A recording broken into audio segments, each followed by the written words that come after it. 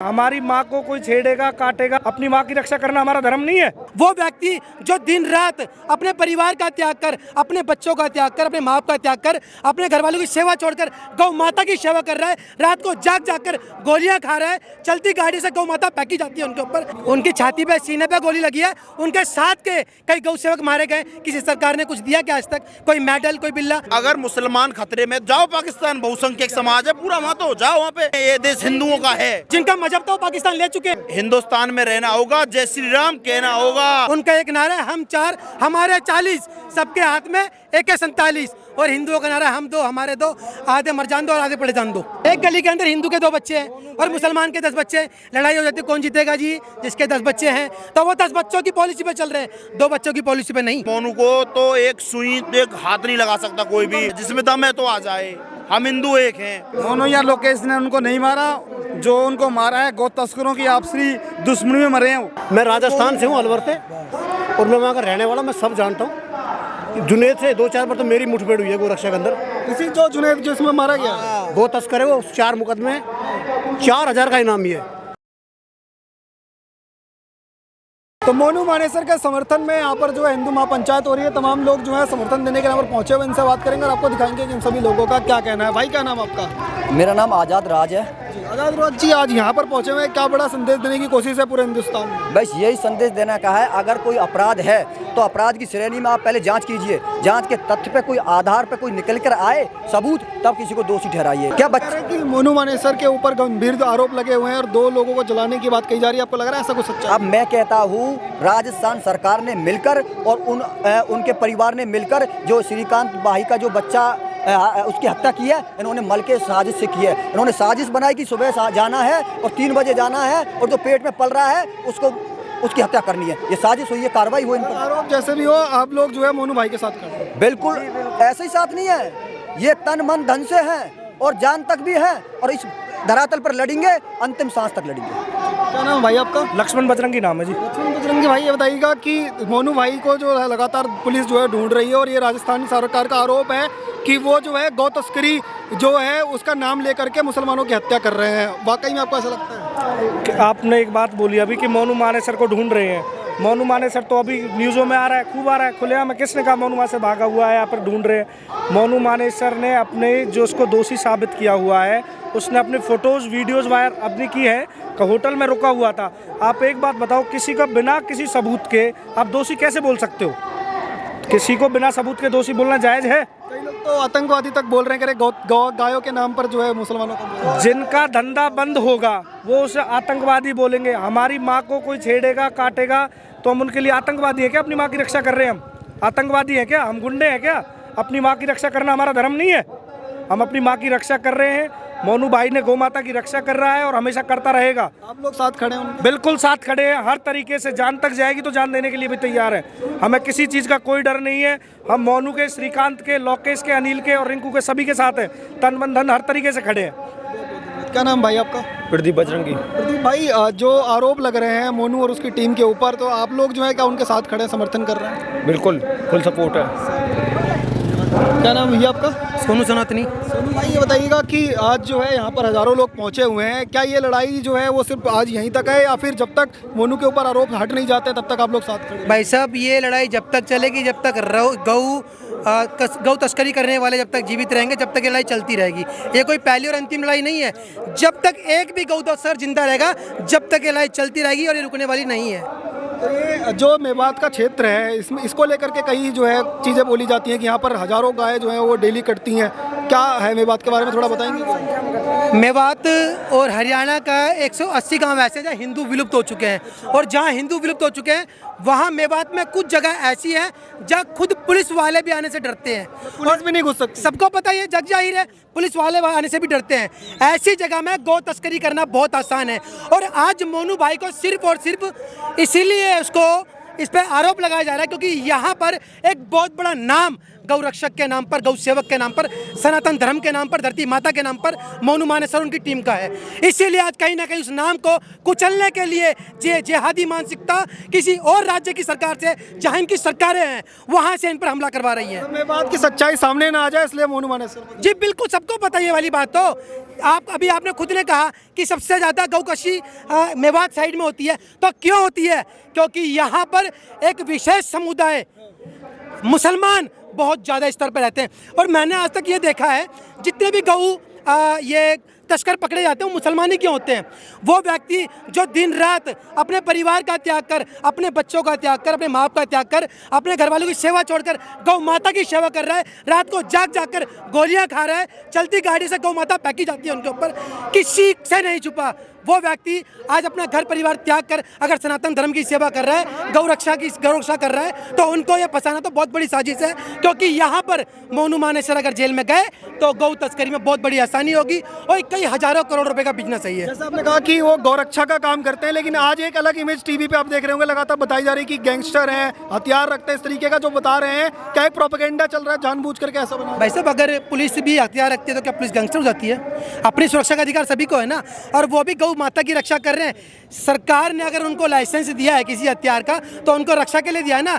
जब उनके साथी आज से 3 से 4 साथी, बल्कि पता नहीं कितने गौ रक्षक आज से पहले मारे जा चुके हैं, तो क्या सरकार ने उनको कुछ दिया? क्या मोनू मानेसर के ऊपर भी गोली चली, उनकी छाती पे सीने पे गोली लगी है, उनके साथ के कई गौ सेवक मारे गए, किसी सरकार ने कुछ दिया क्या आज तक? कोई मेडल, कोई बिल्ला? उन्होंने अपना प्राणों की आहुति दे दी सिर्फ गौ रक्षा के लिए। और आज ये आके बोलते हैं कि ये आतंकवादी है। आतंकवादी तुम्हारी मानसिकता है, तुम्हारी मानसिकता में पनपने वाले वो लोग हैं जो ऐसे गौ रक्षकों को आतंकवादी के नाम से पुकारते हैं। अल्पसंख्यकों पे अत्याचार हो रहा है भारत के अंदर, मुसलमानों जो है वो खतरे में है। अल्पसंख्यक होता क्या है वैसे? 35 से 40% होने पर भी अल्पसंख्यक रहता है क्या?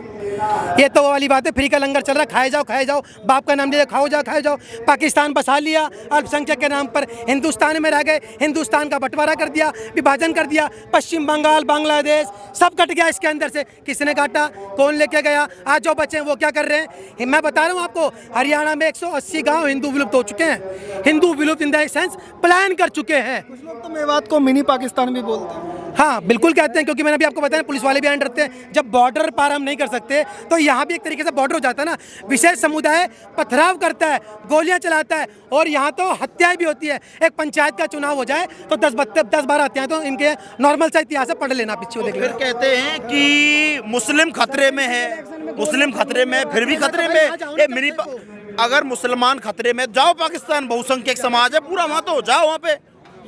बट कह रहे हैं ये देश तो हमारा भी ना, निकाल थोड़ी सकते, बोल थोड़ी इनका देश है नहीं है, ये देश हिंदुओं का है। जिनके बाप का देश था वो ले चुके हैं पाकिस्तान। अब किसी के बाप का हिंदुस्तान थोड़ी है। हुआ था धर्म के आधार पर बंटवारा हुआ था ये। भाई साहब, धर्म के नाम पर नहीं, मजहब के नाम पर। धर्म तो अभी भी यहीं पर ही है, मजहब के नाम पर बंटवारा हुआ था। जिनका मजहब तो पाकिस्तान ले चुके हैं, बांग्लादेश ले, तो जाओ पाकिस्तान। वो कह रहे हैं ये देश जो है जितना मोदी का है, जितना मोहन भागवत का है, उतना ही मदनी का भी है। हिंदुस्तान में रहना होगा, जय श्री राम कहना होगा। मैं मदनी का भी उतना ही है। मदनी का है, मदनी का तो इस्लाम सबसे पुराना है। हाँ, इस्लाम सबसे पुराना 1439 साल पुराना इस्लाम है, और सनातन के मंदिर भी 5-5 हजार साल पुराने हैं। तो इनको ये नहीं पता 5-5 हजार साल पुराने वृंदावन में कुआं है जहाँ पर श्री कृष्ण जी की गोपियाँ वहाँ जल भरती थी।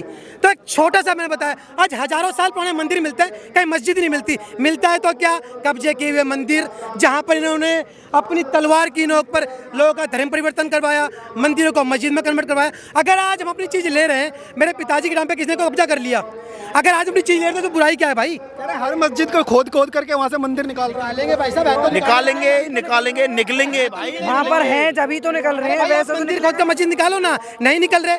हमने जब अभी ये 438 साल का जो ये कहते हैं राम मंदिर के लिए लड़ाई लड़ी और हम राम मंदिर लेके आए, तो भाई साहब मैं आपको बताना चाहता हूँ, हमने अपने होने का प्रमाण दिया है। आपकी तरह हार के नहीं आए, जीत के लेके आए हैं, प्रमाण देकर। 50 से 100 साल के बाद फिर से जो है इस्लामिक शासन आएगा, जब हमारा मुसलमान आएगा तब फिर से राम मंदिर तोड़ के मस्जिद बना। गलत नहीं है, इसमें वो गलत नहीं है। उनका एक नारा है, हम 4 हमारे 40, सबके हाथ में AK-47, और हिंदुओं का नारा है, हम 2 हमारे 2, आधे मर जान दो और आधे पड़े जान दो।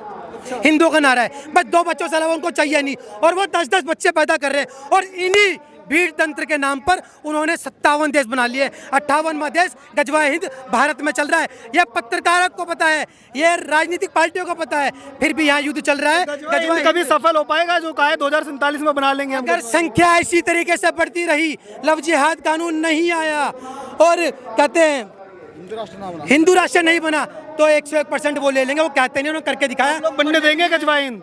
भाई साहब जब तक जीवित है तब तक तो नहीं बनने देंगे, पर हमारी सांसें रुकने के बाद पता नहीं चलेगा। जब उनकी संख्या बढ़ जाएगी तो आप और हम नहीं रोक पाएंगे। ये बात सच्चाई है, हम कितना ही बोलते हैं। और आज एक गली के अंदर आज से ही कानून बनाना पड़ेगा। बिल्कुल कानून बन चुका है। एक गली के अंदर हिंदू के 2 बच्चे हैं और मुसलमान के 10 बच्चे हैं, लड़ाई हो जाती है कौन जीतेगा जी? जिसके 10 बच्चे हैं तो वो 10 बच्चों की पॉलिसी पे चल रहे हैं, 2 बच्चों की पॉलिसी पे नहीं। तो जैसे मोनू मानेसर को ऊपर ये कहा जा रहा है कि कई जो लोग हैं जो भी ऐसे गलत काम करते हैं उनके लिए काल की तरह माना जाता है, तो ये जो नाम मोनू मानेसर का है मेवात के क्षेत्र में भी लोग डरते हैं, ये आगे भी जारी रहेगा या फिर अब जो आरोप लग के हट नाम जाएगा? नहीं है, ब्रांड है ये, ब्रांड है ये। गो तस्करों के लिए मेवात के अंदर गो तस्कर है ना, उनके जो आका हैं, जो गो तस्करों के जो मेन जो हेड है, उन्होंने मोनू का नाम उछाल रखा है। वैसे इस केस से मोनू को लेना देना नहीं है, मोटी उन्होंने ये इसलिए उछाल रखा है भाई ये मोनू एक तरफ बैठ जाएगा या इसका कोई हम ट्रीटमेंट कर देंगे तो इसके सह से हम नीचे नीचे पूरी गो तस्करी करेंगे। मैं राजस्थान से हूँ, अलवर से, और मैं वहाँ का रहने वाला, मैं सब जानता हूँ। जुनेद से 2-4 बार तो मेरी मुठभेड़ हुई है गोरक्षा के अंदर। इसी जो जुनेद जिसमें मारा गया गो तस्कर है वो, 4 मुकदमे, 4000 का इनाम ही है। अच्छा हाँ, और वो तो कहते हैं कि ये तो अल्पसंख्यक थे, इन मुसलमानों को जो है मार दिया गया, वहाँ से घर से उठा कर लिया है, उसके इतने सारे बच्चे हैं, फैमिली है। ये सब झूठ बोल रहे हैं। ऐसा कुछ नहीं, कोई किसी को नहीं उठा के लिया, वो उनकी साजिश है।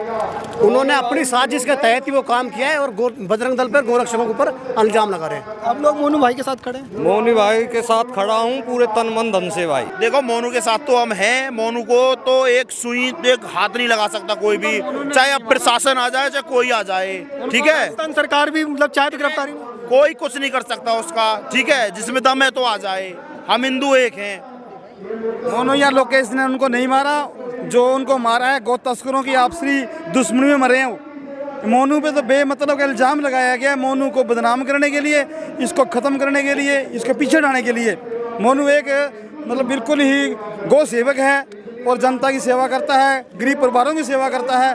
और जो हमारे मैं आपसे चाहूँगा कि जो लोग आपको देख रहे हैं क्या संदेश देंगे पूरे हिंदुस्तान के तमाम उन लोगों को जो मोनू भाई का समर्थन के लिए आज ट्विटर पर ट्रेंड भी चला रहे हैं और लगातार आवाज़ उठा रहे हैं? मेरा आप सभी से निवेदन है, ये लड़ाई सिर्फ मोनू मानेसर की नहीं है, ये प्रत्येक सनातनी की है, प्रत्येक हिंदू की है। अब घर में बैठने का समय नहीं है। जब आपने अखंड हिंदू राष्ट्र की मांग कर दी है तो अखंड हिंदू राष्ट्र की मांग को लेने के लिए और उसको हिंदू राष्ट्र बनाने के लिए आपको अपने घर से निकलना पड़ेगा। हजारों मोनू मानेसरों पर केस चल रहे हैं, आपको सभी के साथ एकजुट होना पड़ेगा, प्रत्येक सनातनी का साथ देना पड़ेगा, वरना वो दिन दूर नहीं है जो गजवाए हिंद कामयाब हो जाएगा। अगर आप घर से बाहर नहीं निकले तो अब निकलना बहुत जरूरी है, क्योंकि समय आ गया है। मरो या करो, मरो या करो, मरो या करो। एक बात मेरे को बोलनी है, जो ये बोलते हैं कि गौ रक्षक आतंकवादी हैं, गुंडे हैं, तो गौ तस्कर कौन है? हिंदू बहन बेटी के 35 टुकड़े करने वाले कौन है? आतंकवाद को बढ़ावा देने वाले कौन है? आतंकवाद को बढ़ावा देने वाले कौन है? हमारे मेवात में सबसे ज्यादा चोरी चकारी करने वाले, कल परसों की बात है, एक बैंक्वेट हॉल से फोन चुराते हुए मुस्लिम पकड़े गए हैं। ये शरीफ है। और गौरक्षक जो है वो आतंकवादी, गुंडे, चोर, उचक्के हैं। मतलब गौरक्षा का कोई काम करेगा तो उसको आतंकवादी बना करके दिखाया जाएगा। हाँ, तो लगातार इन लोगों से बात कर रहे थे, इन सभी लोगों का यही कहना है कि मोनू मानेसर के साथ हिंदू समाज एकजुट होकर के खड़ा है और जो लोग भी इस तरीके का आरोप लगा रहे हैं उससे कुछ फर्क होने वाला है नहीं। हिंदू समाज जो एकजुट मिल करके जवाब देगा। आप देखते रहिए ओ न्यूज़ हिंदी। धन्यवाद, जय हिंद।